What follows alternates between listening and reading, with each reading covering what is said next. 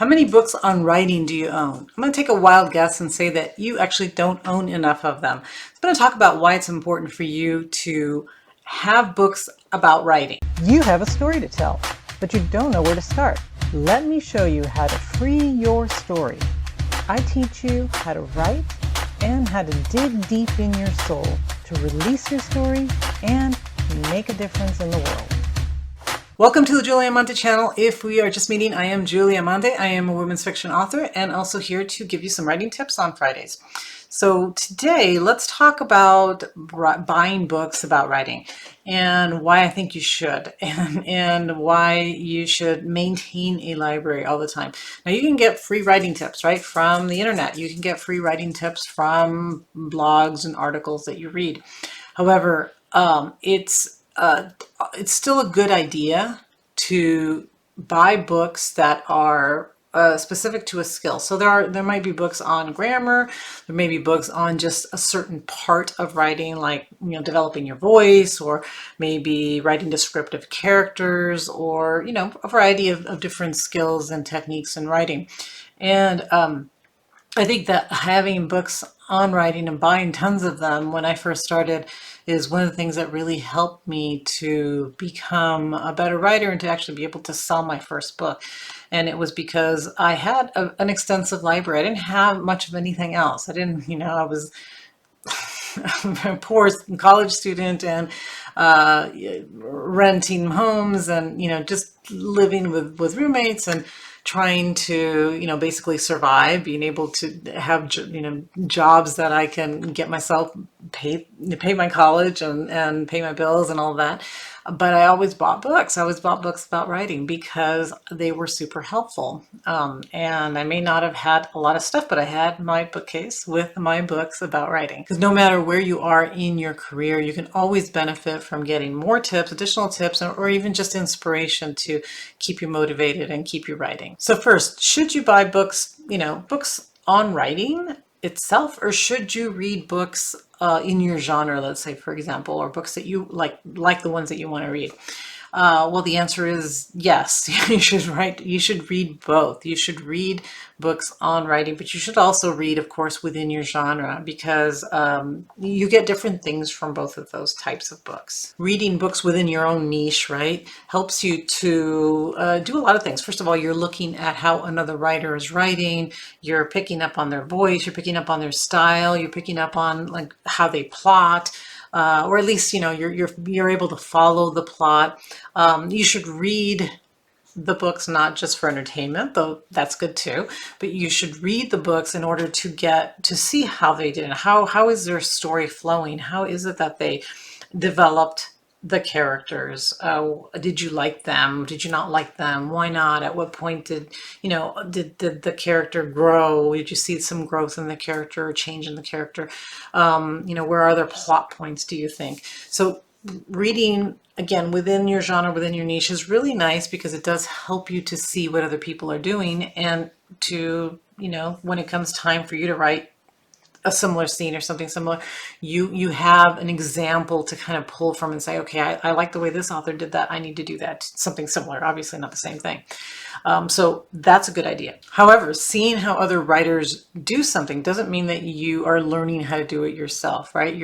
You can watch somebody cook. Like, for example, I've watched my mom make flan many times, right? And I've seen her do it, but it's not the same as doing it yourself, as actually learning the technique and actually being able to produce something yourself. And that's why we need the books on writing, not just watching how somebody else did it, but actually being able to learn the technique so that we can do it ourselves.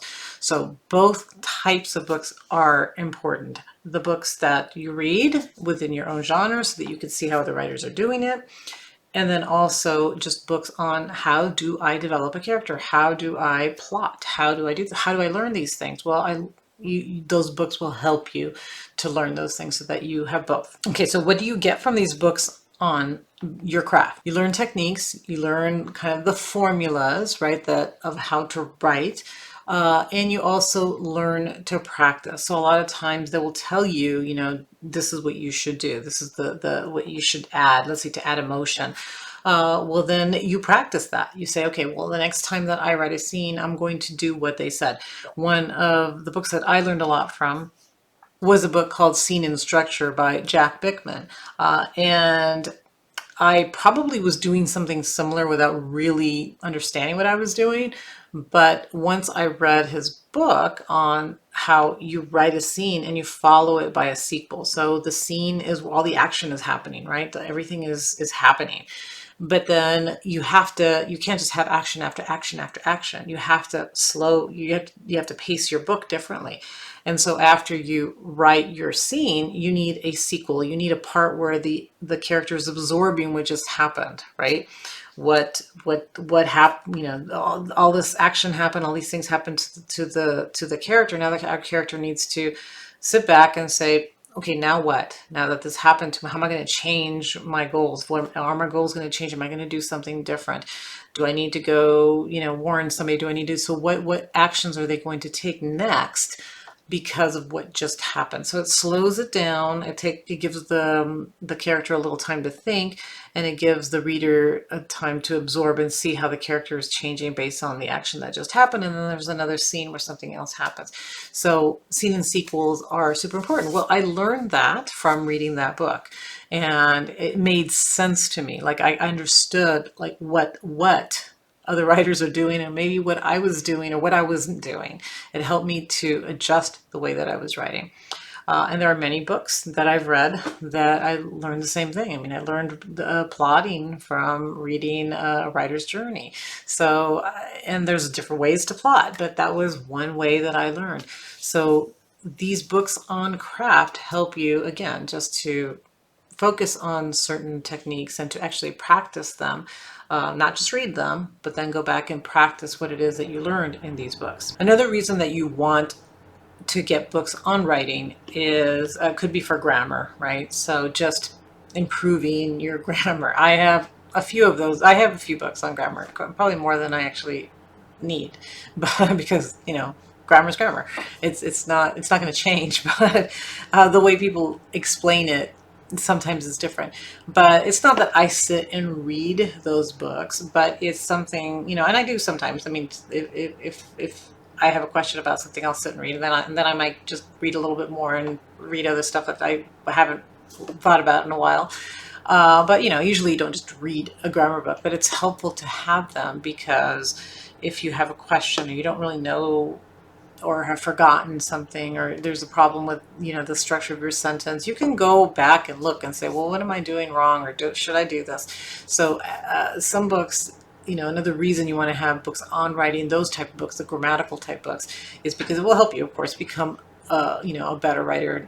Or if you're breaking some kind of grammar rule, you should know why you're breaking it, and you should know that you are breaking it and that you're doing it for effect, okay, or whatever reason you're choosing to do it. Then probably the last reason to have those type of books is because writing is an art, right? It's an art. And a lot of the books that I have on writing are really just maybe kind of for inspiration. Like one of my favorite older books that I read when I was like my early 20s, when I was just starting to write. It was called Becoming a Writer, by this woman who wrote this book, like, I don't know, in the 1940s or 20s. I don't know. It was like so long ago, but it was inspiring. And then I've read, of course, lots of other books after that on just writing and the inspiration of writing, and all of that helps to keep me at least motivated and interest. It reminds me of why I write and why I want to write, and why writing is so beautiful, why it's wonderful to be able to create something that can inspire someone else, that can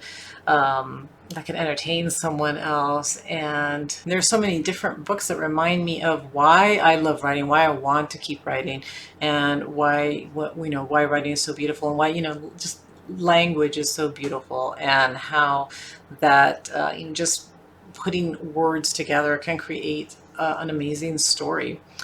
So I read books. A lot of them are just, they're not really teaching me a skill. It's just more of an inspiration or motivation of writing. Or books like The War of Art by Stephen Pressfield, where, he talks about why sometimes it's so difficult to write, right? So that resistance that we tend to have to writing.